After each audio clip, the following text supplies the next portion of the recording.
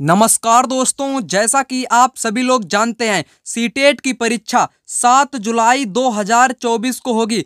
उसी के लिए पेपर 2 सोशल साइंस के ऐसे क्वेश्चन लेकर आ चुका हूं जो कि वर्ष 2018 से लेकर 2024 तक सीटेट की परीक्षा में जितने भी सोशल साइंस यानी कि सामाजिक अध्ययन के क्वेश्चन पूछे गए हैं उन सभी क्वेश्चन को यहां पर आपको करवाऊंगा। आइए इस महत्वपूर्ण वीडियो को शुरू करते हैं। पहला क्वेश्चन, कानपुर के किस शासक ने खुद को पेशवा कहा? नाना साहेब, बाजीराव प्रथम, बाजीराव द्वितीय, बहादुर शाह जफर। यहाँ पर राइट आंसर होगा नाना साहेब। नाना साहेब ने खुद को क्या कहा था? खुद को पेशवा कहा था। 1857 का जो विद्रोह हो रहा था उसका नेतृत्व कानपुर से किसने किया था? नाना साहेब ने ही किया था। चलिए बात करते हैं अगले क्वेश्चन की। अगला क्वेश्चन कहता है कि निम्नलिखित में से कौन सा बौद्ध धर्म के त्रिरत्नों में से नहीं है?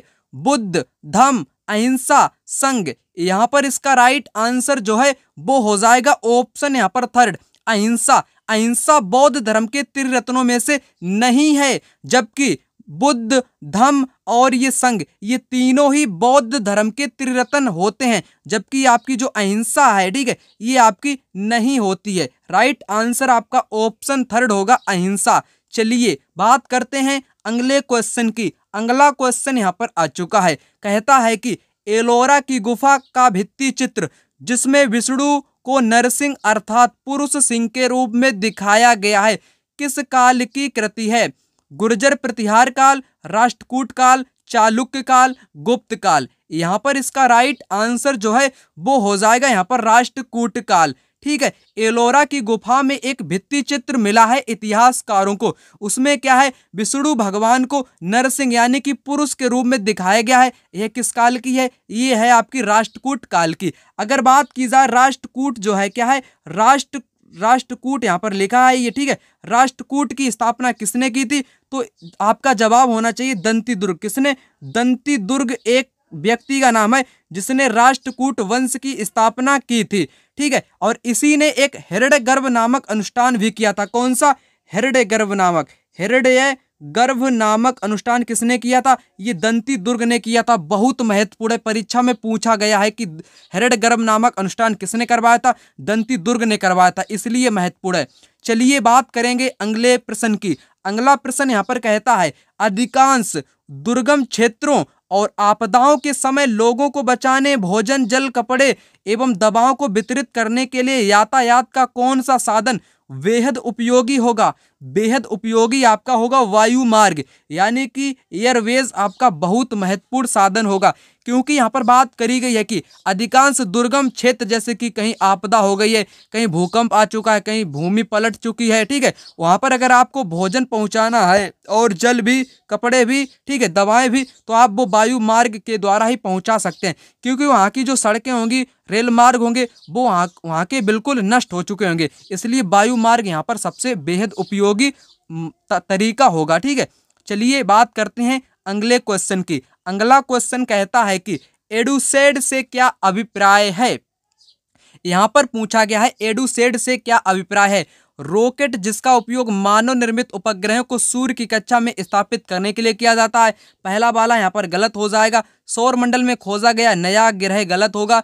एक क्षुद्र ग्रह, ये भी आपका गलत है। राइट कौन सा है? राइट है आपका ऑप्शन यहाँ पर 4, a man made Indian satellite, एक मानव निर्मित भारतीय उपग्रह है। कि क्या नाम है उसका? एडुसेट उसका नाम है।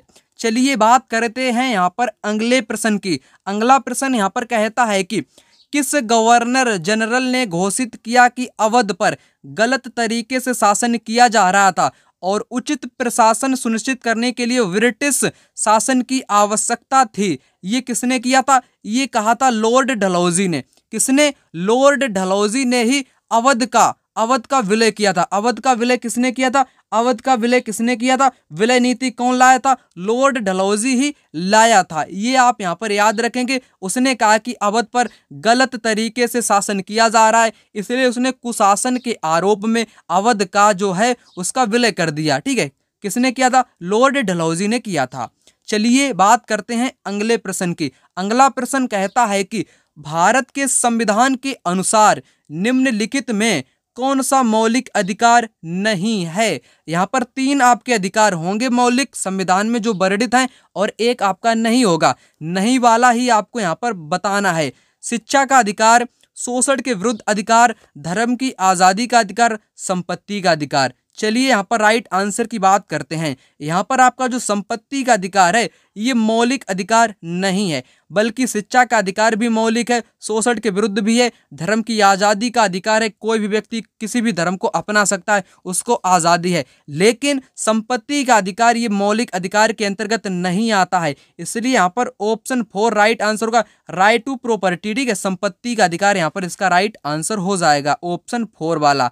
चलिए बात करते हैं अगले प्रश्न की। अगला प्रश्न यहाँ पर आ चुका है, कहता है कि निम्नलिखित में से किस गवर्नर जनरल ने फैसला किया कि बहादुर शाह जफर आखिरी मुगल सम्राट होंगे और उनकी मृत्यु के बाद किसी भी वंशज का शासक के रूप में पहचाना नहीं जाएगा। महत्वपूर्ण प्रश्न है, 2 से 3 बार परीक्षा में आ भी चुका है। यहाँ पर कौन सा राइट होगा? यहाँ पर होगा लॉर्ड कैनिंग। कौन सा होगा? लॉर्ड कैनिंग यहाँ पर इसका राइट आंसर होगा। लॉर्ड कैनिंग ने क्या कहा कि जो बहादुर शाह जफर हैं वो अंतिम मुगल सम्राट होंगे, इसके बाद में कोई भी इनके वंश का शासक नहीं रह पाएगा। किसने कहा था? लॉर्ड कैनिंग ने ये कहा था। चलिए बात करते हैं अगले प्रश्न की। अगला यहाँ पर आ चुका है, कहता है, क्या कहता है? चलिए इस पर भी बात यहाँ पर कर लेते हैं। कारखाने विषय को पढ़ाने के लिए सबसे उपयोगी विधि होगी। कई बार मैंने ये क्वेश्चन आपको कराया है। राइट आंसर यहाँ पर होगा किसी औद्योगिक कारखाने की यात्रा आयोजित करना। कभी कभी पूछा जाता है कि वनों वनस्पतियों के बारे में बच्चों को बताना है तो पढ़ाने के लिए सबसे अच्छा तरीका कौन सा होगा? तो वहाँ की आपको यात्रा करवानी पड़ेगी, वही आपका एक सबसे बढ़िया मेथड होता है। ठीक है, यहाँ पर फैक्ट्री की बात करी गई है तो यहाँ पर उसकी यात्रा करवा दो, बच्चे जल्दी से जल्दी उसको समझ लेंगे। बात करते हैं अगले प्रश्न की। अगला प्रश्न कहता है कि 18वीं सदी में किसके नेतृत्व में बंगाल धीरे धीरे मुगल नियंत्रण से अलग हो गया? मुर्शिद कुली खान, नादिर शाह, अली वर्दी खां, बुरहान उल मुल्क। यहाँ पर इसका राइट आंसर जो है वो है आपका ऑप्शन पहला, मुर्शिद कुली खान। जो मुर्शिद कुली खान है इसके नेतृत्व में 18वीं सदी में बंगाल से धीरे धीरे मुगल नियंत्रण अलग हो गया था। बात करेंगे अगले प्रश्न की। अगला प्रश्न यहाँ पर कहता है, अगला प्रश्न क्या कहता है? निम्नलिखित में से कौन भारत की संविधान सभा में मसौदा समिति के अध्यक्ष थे? मसौदा समिति के अध्यक्ष कौन थे आपको बताना है। सी राजगोपालाचारी थे, डॉक्टर बी आर अम्बेडकर थे, डॉक्टर राजेंद्र प्रसाद थे या जवाहरलाल नेहरू थे? यहाँ पर राइट आंसर आपका होगा ऑप्शन यहाँ पर सेकेंड वाला, डॉक्टर बी आर अम्बेडकर, जो कि मसौदा समिति के अध्यक्ष थे। यहाँ पर राइट आंसर मैंने आपको बता दिया, डॉक्टर बी आर अम्बेडकर। यहाँ पर आ चुका है अगला प्रश्न। अगला प्रश्न कहता है कि निम्नलिखित में से कौन भारत के संविधान की समवर्ती सूची के मामले में कार्य करता है? समवर्ती सूची के बात यहाँ पर की गई है। केंद्र और राज्य सरकारें, राज्य और स्थानीय केंद्र शासित प्रदेश, स्थानीय सरकारी निकाय। यहाँ पर पहला वाला इसका राइट उत्तर होगा। केंद्र सरकार और राज्य सरकार ये दोनों ही मिलकर किस सूची के मामले को संभालती हैं? समवर्ती सूची के मामले। राज्य की कौन? ये राज्य संभालेगा। ठीक है, और जो आपकी सूचियां कितनी होती हैं? 3 होती हैं, आप जानते होंगे। ठीक है, तो यहाँ पर राइट आंसर होगा समवर्ती वाला आपका, दोनों संभालेगा, केंद्र सरकार और राज्य सरकार इसको। बात करेंगे अगले प्रश्न की। अगला प्रश्न यहाँ पर कहता है कि निम्नलिखित में से किसने भारत की रियासतों को एकीकृत करने में निर्णायक भूमिका निभाई थी? जवाहरलाल नेहरू, सरदार वल्लभ भाई पटेल, बी आर अम्बेडकर या सी राजगोपालाचारी? यहाँ पर राइट आंसर होगा सरदार वल्लभ भाई पटेल। सरदार वल्लभ भाई पटेल ने भारतीय रियासतों को एकीकरण करने में इन्होंने महत्वपूर्ण भूमिका निभाई थी।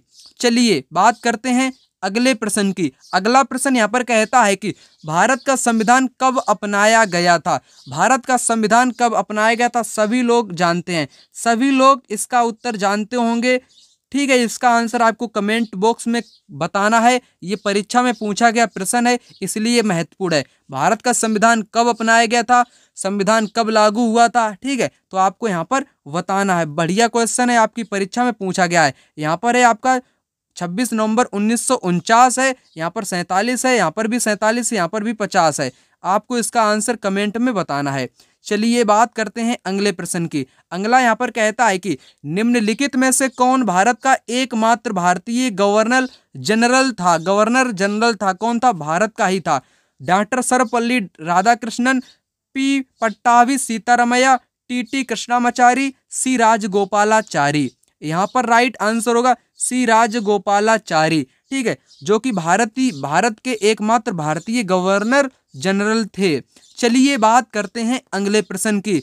अगला प्रश्न कहता है कि भारत के संविधान में निम्नलिखित में से किसका उल्लेख नहीं किया गया है? भारत के संविधान में राज्यों और केंद्र शासित प्रदेशों के नामों का उल्लेख किया गया है, सरकार के ढांचे का भी किया गया है, राजनीतिक दलों का नहीं किया गया है, नागरिकों के अधिकारों का भी उल्लेख किया गया है। आपसे नहीं पूछा है तो नहीं वाला कौन सा राजनीतिक दल जिनका उल्लेख नहीं किया गया? भाई यहाँ पर आपके राइट आंसर होगा नेम ऑफ पॉलिटिकल पार्टीज।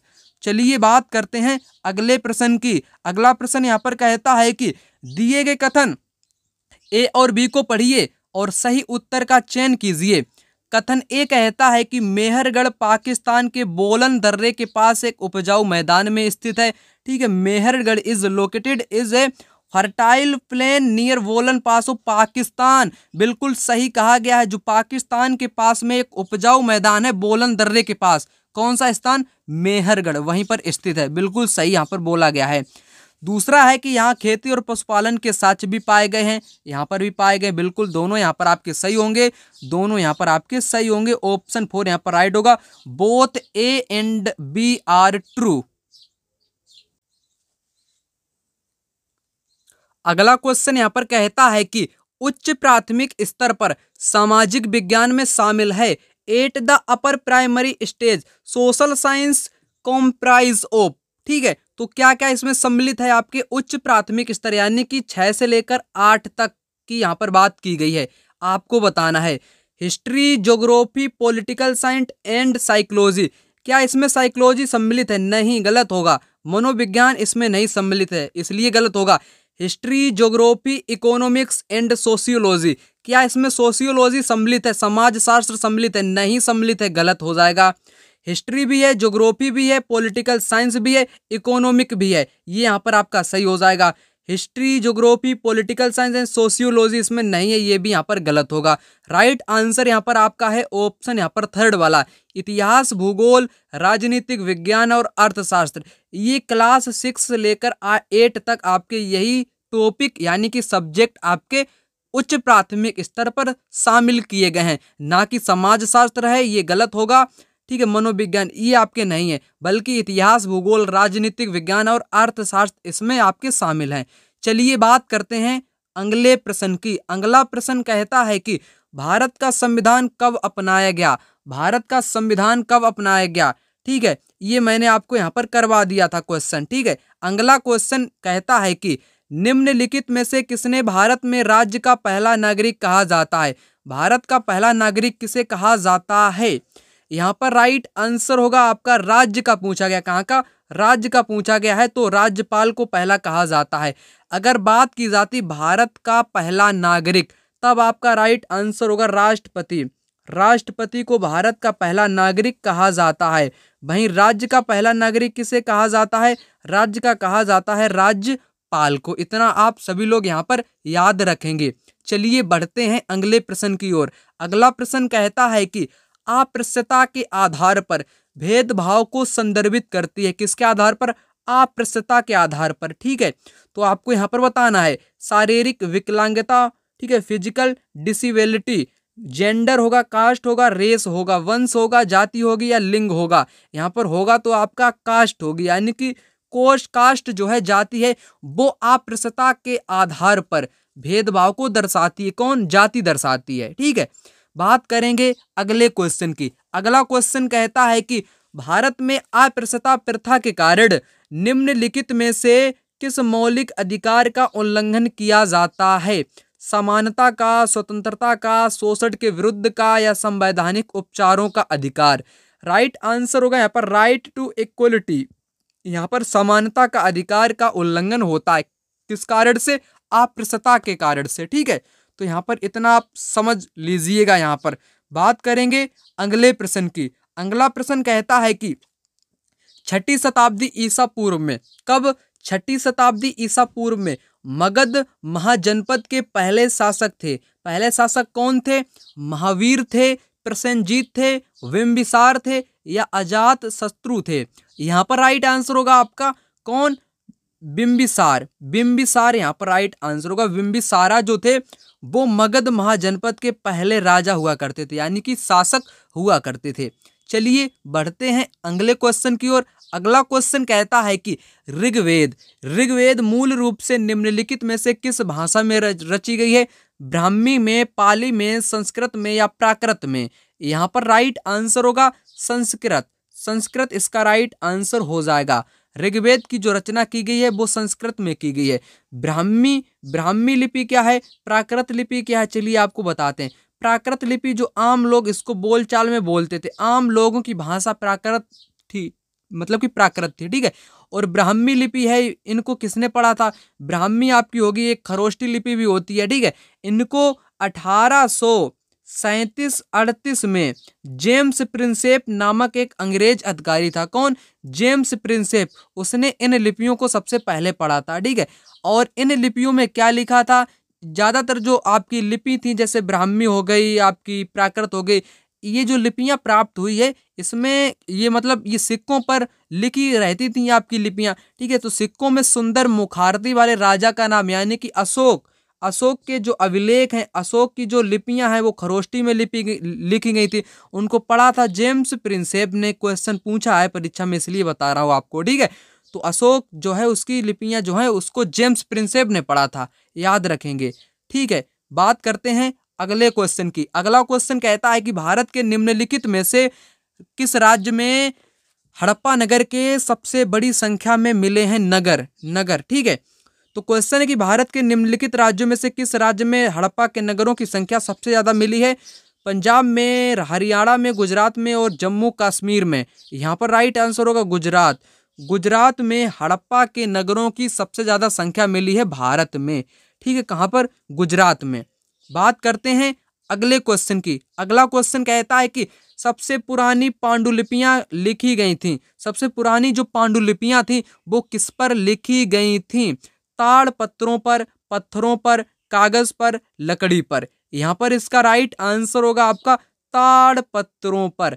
सबसे पुरानी पांडुलिपियां ताड़ पत्रों पर लिखी जाती थी। एक बात और यहाँ पर याद रखेंगे, एक था आपका भुर्ज नामक पेड़। कौन सा? भुर्ज नामक पेड़। पेड़ की जो छाल हुआ करती थी, पेड़ों की जो छाल हुआ करती थी, उस पर भी क्या लिखा जाता था? पांडुलिपियां आपकी लिखी जाती थी भुर्ज नामक पेड़ की छालों पर। ठीक है, और ताड़ पत्रों पर भी लिखी जाती थी। आप याद रखेंगे, यहाँ पर महत्वपूर्ण प्रश्न परीक्षा के लिए। चलिए बात कर लेते हैं अगले प्रश्न की। अगला प्रश्न कहता है कि मानव इतिहास में निम्नलिखित में से कौन सी अवधि काल सबसे लंबी है? मानव इतिहास में कौन सी सबसे लंबी अवधि है? पूरा पाषाण काल, मध्य पाषाण काल, नव पाषाण काल या महापाषाण काल? यहाँ पर राइट आंसर आपका होगा पूरा पाषाण काल। ठीक है, ये मानव इतिहास की सबसे लंबी अवधि है। ठीक है, अगर क्वेश्चन में पूछा जाए 99%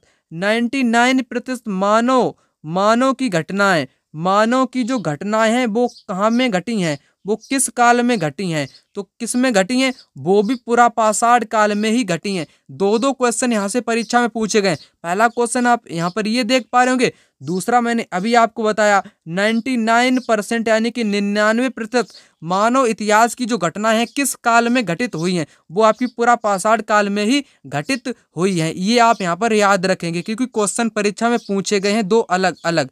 यहाँ पर आ चुका है अगला क्वेश्चन। अगला कहता है कि अजंता गुफा चित्रों में मिले रंग निम्नलिखित में से किस सामग्री से प्राप्त किए गए हैं? पशु अंगों के अवशेष, ग्रेफाइट, पौधों और खनिजों से, स्लेट से? जो आपकी अजंता की गुफा है, अजंता की गुफा है कहाँ? अजंता की गुफा आपके महाराष्ट्र में है। कहाँ पर है? ये महाराष्ट्र में है। और आपको यहाँ पर बताना क्या है, जो यहाँ पर रंग का इस्तेमाल किया गया था गुफाओं में चित्रकारी के रूप में, वो रंग जो है पौधों और खनिजों से प्राप्त किया जाता था। किससे? पौधों और खनिजों से यहाँ पर प्राप्त किया जाता था। इतना आप यहाँ पर याद रखेंगे।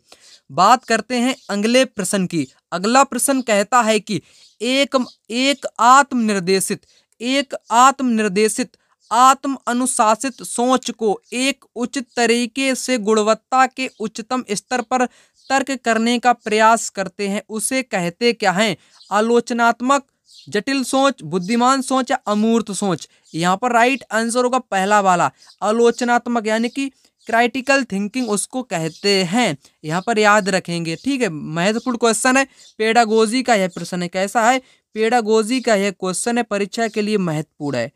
बात करेंगे अगले क्वेश्चन की। अगला कहता है कि स्थानीय समाचार पत्र से मौसम की जानकारी का संग्रह किस प्रकार का स्रोत है? कैसा स्रोत है? यह है द्वितीयक स्रोत, ठीक है, यानी कि सेकेंडरी, ये आपका सोर्स हो जाएगा, सेकेंडरी सोर्स हो जाएगा कि किसी स्थानीय समाचार पत्र से मौसम की जानकारी प्राप्त करना या उसको संग्रह करने।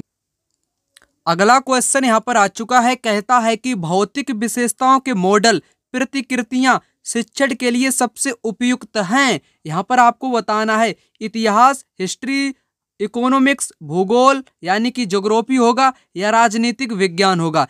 चलिए यहाँ पर इसका राइट आंसर जानते हैं। यहाँ पर इसका राइट आंसर होगा ज्योग्राफी यानी कि भूगोल। कैसे होगा? यहाँ पर बात की गई है भौतिक विशेषताओं की। भौतिक यानी कि फिजिकल जो फीचर्स होते हैं उनकी जो मॉडल है यानी कि प्रतिकृतियां हैं, वो दिखाने के लिए या किस में सबसे ज़्यादा महत्वपूर्ण होती हैं, वो होती हैं भूगोल में ही। किसमें? भूगोल में ही होती हैं। इतिहास में नहीं होता है, ना ही अर्थशास्त्र में, ना ही आपकी राजनीतिक विज्ञान में। वो जो मॉडल है यानी कि जो प्रतिकृतियां हैं, वो शिक्षण के लिए सबसे उपयुक्त जो होंगी वो होंगी ज्योग्राफी सब्जेक्ट में। कौन सा? ज्योग्राफी में, ठीक है, भौतिक विशेषताओं को बताने के लिए। बढ़ते हैं अगले क्वेश्चन की ओर। अगला क्वेश्चन कहता है कि अनुभवजन्य साक्ष्य क्या है? ठीक है, अनुभवजन्य साक्ष्य यहाँ पर क्या है? What is an empirical evidence कौन सा है? यानी कि अनुभव से जो प्राप्त साक्ष्य होते हैं वही अनुभवजन्य साक्ष्य होते हैं। इंद्रियों के माध्यम से वास्तविक दुनिया में एकत्रित आंकड़े होंगे। अनुसंधान के लिए संख्यात्मक दृष्टिकोण, मीट्रिक इकाइयों में मापे गए आंकड़े, आंकड़ों के संग्रह के विश्वसनीय तरीके का उपायों मतलब कि उपयोग कर एकत्रित आंकड़े। यहाँ पर राइट आंसर ऑप्शन पहला वाला हो जाएगा। जो इंद्रियों यानी कि अनुभव से जो प्राप्त साक्ष्य होते हैं वही अनुभवजन्य होते हैं। बात करते हैं अगले क्वेश्चन की। अगला कहता है कि निम्नलिखित में से कौन सा महाद्वीप आकार में सबसे छोटा है? आकार में सबसे छोटा तो आपका ऑस्ट्रेलिया है, और सबसे बड़ा आपका कौन सा है? एशिया सबसे बड़ा है। एशिया महाद्वीप सबसे बड़ा है। कैसा है? ये आपका बड़ा है और ये आपका सबसे छोटा है, ठीक है। तो इतना आप यहाँ पर याद रखेंगे। राइट आंसर है यहाँ पर ऑस्ट्रेलिया, सबसे स्मॉलेस्ट इन साइज में, ठीक है। बात कर लेता हूं अगले प्रश्न की। अगला प्रश्न बोलता है कि स्थल का एक संकरा भाग जो दो बड़े स्थलीय भागों को एक दूसरे से जोड़ता है उसे क्या कहते हैं? स्थल का एक ऐसा भाग, ये मैंने कई बार आपको कराया है, उसको कहते हैं स्थल संधि या स्थल संधि कह लो, या ठीक है, या भू संधि कह लो, कोई दिक्कत नहीं है। इसको भू संधि भी बोलते हैं। क्या बोलते हैं? भू संधि भी इसको बोलते हैं, क्योंकि ये स्थल वाले भागों को जोड़ती है। स्थल वाले भागों को ही जोड़ती है, ना कि जल वाले भागों को जोड़ती है। जो जल वाले भागों को जोड़ती है वो आपकी जल संधि होती है। इतना आप यहाँ पर याद रखेंगे। राइट उत्तर है स्थल संधि, ठीक है। अगला क्वेश्चन कहता है कि विशेष रूप से निर्मित टैंकों और तालाबों में मछली का प्रजनन कहलाता है। मछली का प्रजनन कहलाता है, यहाँ पर कहलाएगा आपका पीसी कल्चर। मछलियों का जो पालन होता है या प्रजनन होता है वो आपका पीसी कल्चर कहलाता है। एक एक करके इन सभी चीज़ों की यहाँ पर बात कर लेते हैं। पता नहीं कि इस बार इन्हीं में से अगला क्वेश्चन एग्जामिनर पूछ ले आपसे। चलिए आपको बताते हैं।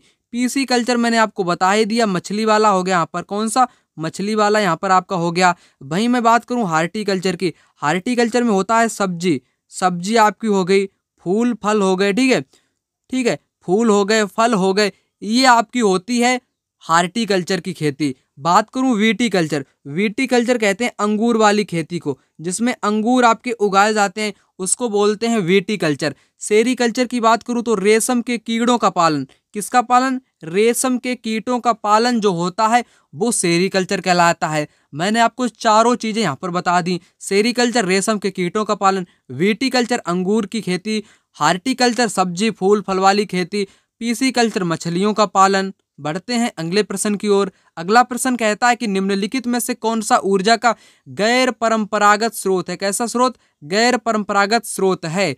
ईंधन, प्राकृतिक गैस, सौर ऊर्जा, कोयला। यहाँ पर इसका राइट उत्तर जो है वो कौन सा होगा? राइट आंसर जो है वो आपका यहाँ पर कौन सा होगा? चलिए आपको यहाँ पर बताते हैं। अगर बात की जाए किसकी, गैर परंपरागत क्या है और परंपरागत क्या है, अगर आपने इनको जान लिया तभी आप इसका आंसर यहाँ पर दे पाओगे। मैं आपको बताऊंगा पहले परंपरागत बताऊंगा, उसके बाद में गैर परंपरागत बताऊंगा। परंपरागत क्या होते हैं? जो पुराने समय के स्रोत हैं, यानी कि इसमें आपका पेट्रोल आ जाएगा, पेट्रोल है, कोयला है, डीजल है, ठीक है, जीवाश्मी ईंधन है, ये सभी खत्म हो जाते हैं, जल्दी खत्म हो जाते हैं। एक बार प्रयोग करने के बाद जो समाप्त हो जाते हैं, जैसे आपके गोबर के कंडे हो गए, जिनको उपले के नाम से भी जानते हैं, ईंधन हो गया, ये एक बार जलाने के बाद खत्म हो जाता है, वो आपके होते हैं परंपरागत। कैसे होते हैं? परंपरागत होते हैं।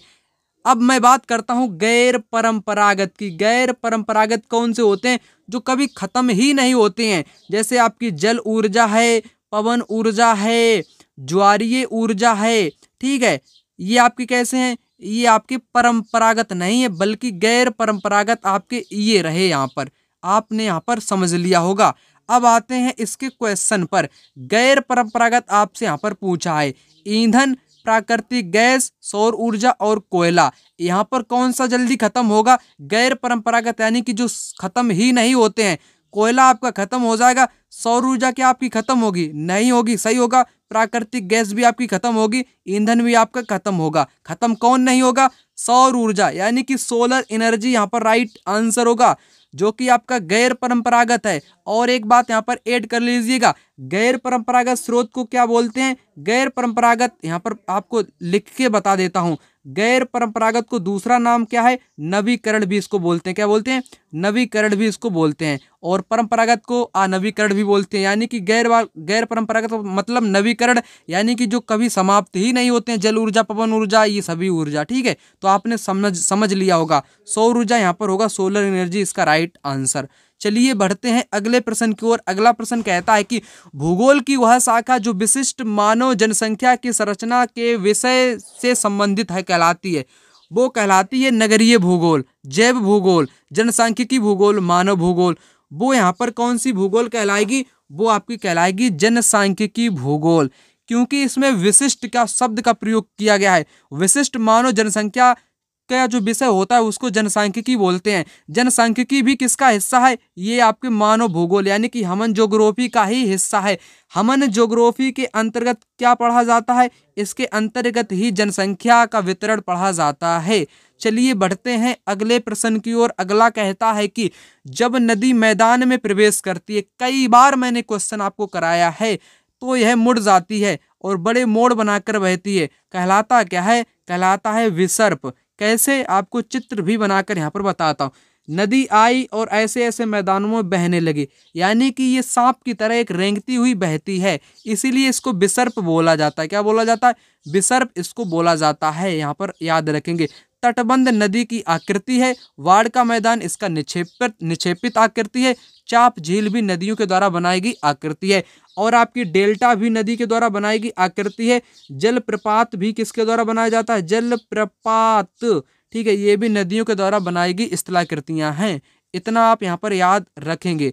अगला क्वेश्चन बोलता है कि दिए गए आरेख में सूर्य, पृथ्वी, चंद्रमा की स्थिति को ध्यान से देखिए और बताइएगा। यहाँ पर है चंद्रमा, यहाँ पर पृथ्वी, ये है आपका सूर्य। ये कैसी स्थिति बना रहे हैं? ये समकोण बना रहे हैं। कैसे? ऐसे ऐसे, ठीक है, यानी कि ये समकोण स्थिति बना रहे हैं, इसीलिए इनको कहते हैं लघु। क्या बोलते हैं? इनको बोलते हैं लघु ज्वार भाटा। नीप टाइड इसको बोलते हैं, लघु ज्वार भाटा, जो कि समकोण वाली स्थिति बनाते हैं। बात करेंगे अगले प्रश्न की। अगला यहाँ पर आ चुका है, पृथ्वी की विभिन्न परतों को क्रम में आंतरिक से बाहरीतम परत तक पहचानिएगा।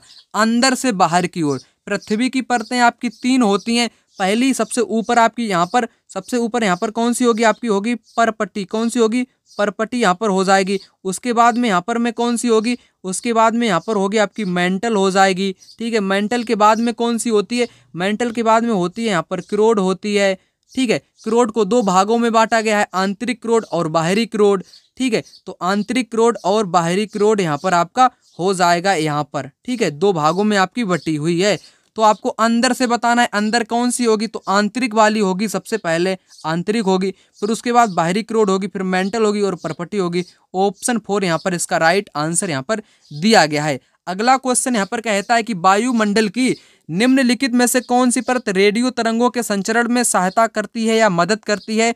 वो यहाँ पर होगा बाह्य वायुमंडल। कौन सा होगा, यानी कि थर्मोस्फेयर यहाँ पर इसका राइट आंसर होगा, जो कि रेडियो की तरंगें संचरण करने में मदद करती है। अगर बात करी जाए समताप मंडल की, इसको ओजोन मंडल के नाम से भी जानते हैं। किस मंडल से, ओजोन लेयर के नाम से भी इसको जानते हैं। मध्य मंडल में क्या होता है, उल्का पिंड जो होता है, कौन सा पिंड, उल्का पिंड यहाँ पर जल जाता है आने पर ही। इतना आप यहाँ पर याद रखेंगे। ठीक है, बात करेंगे अगले क्वेश्चन की। अगला कहता है कि वात दिग्दर्शी का प्रयोग क्या मापने के लिए किया जाता है। वायु दिशा, वायु की दिशा मापने के लिए वात दिग्दर्शी का प्रयोग किया जाता है। क्वेश्चन मैंने आपको पूरे के पूरे यहाँ पर करवा दिए। अगर वीडियो आपको अच्छी लगी हो तो वीडियो को ज़्यादा से ज़्यादा आप लोग लाइक करिएगा। चैनल पर अगर नए हैं तो चैनल को अभी सब्सक्राइब भी कर लीजिएगा और वीडियो को शेयर करना मत भूलिएगा। अपने दोस्तों के साथ इस वीडियो को शेयर भी करिएगा और वीडियो में आप लोग कमेंट करना मत भूलिएगा। कमेंट भी यहाँ पर आप कर दीजिएगा। मिलते हैं किसी दूसरी वीडियो में, तब तक के लिए धन्यवाद। जय हिंद।